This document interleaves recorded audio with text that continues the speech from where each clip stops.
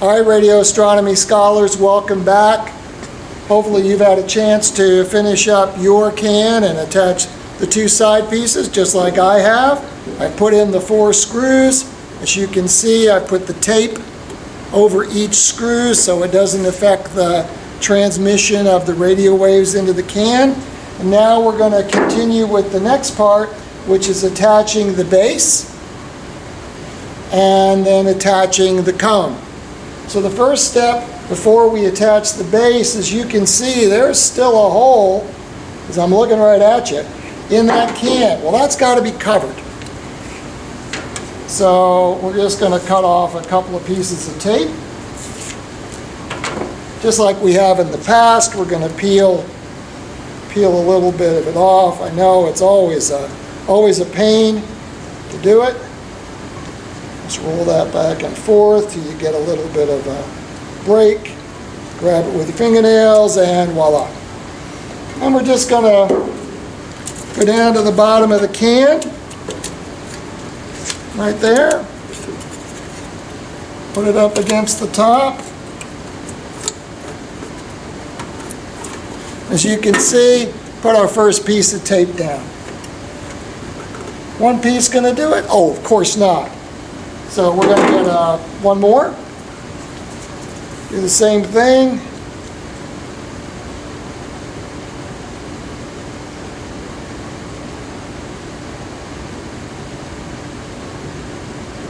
There we go.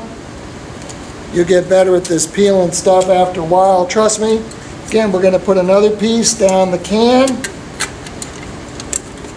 Again, doesn't matter if it's straight, that's fine.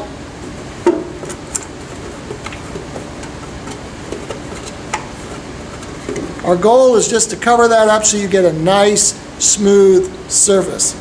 Now, for protection, we're just going to go ahead and put one more piece right over here.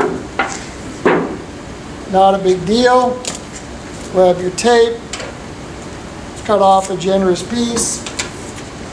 Again, do the flippy.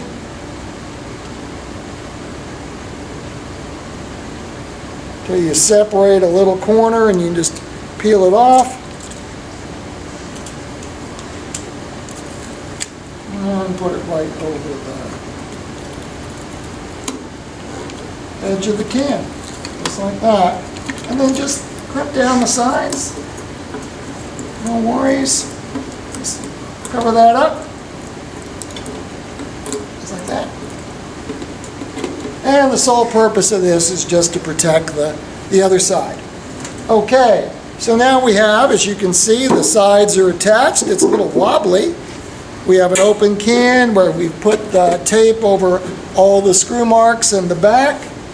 So now we're ready to stabilize this piece by using our, as you recall, we had an 8-inch piece of wood that we cut out for this part of the construction. Of course, that was too wide, knew that at the time.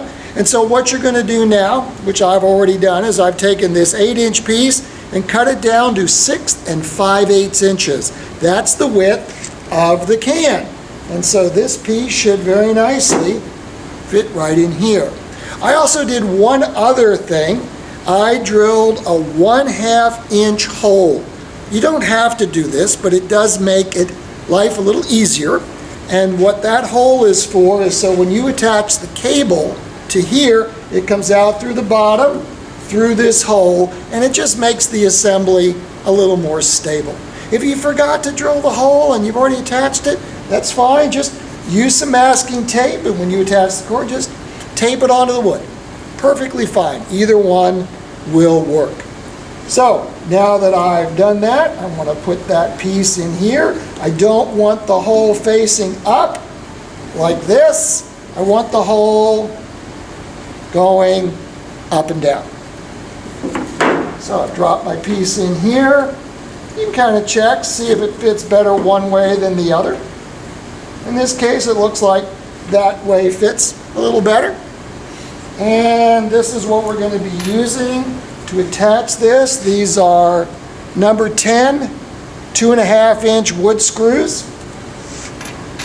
And in case you hadn't recalled, the number 6 3/4 inch wood screws are the ones we use to attach the can to the wood frame. So for right now, we're going to get our trusty drill driver, turn the can in the right direction. Again, we just want to get it centered 3/4 of an inch by 3/4 of an inch. If it's not exact, no big deal.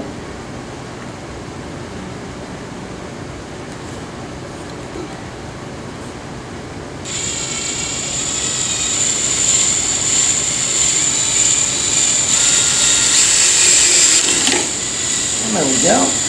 All right, now I got to get this lined up. Bring it out to the edge so I can see what I'm doing.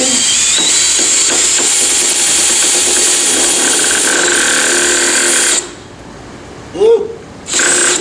Didn't quite get that one all the way in.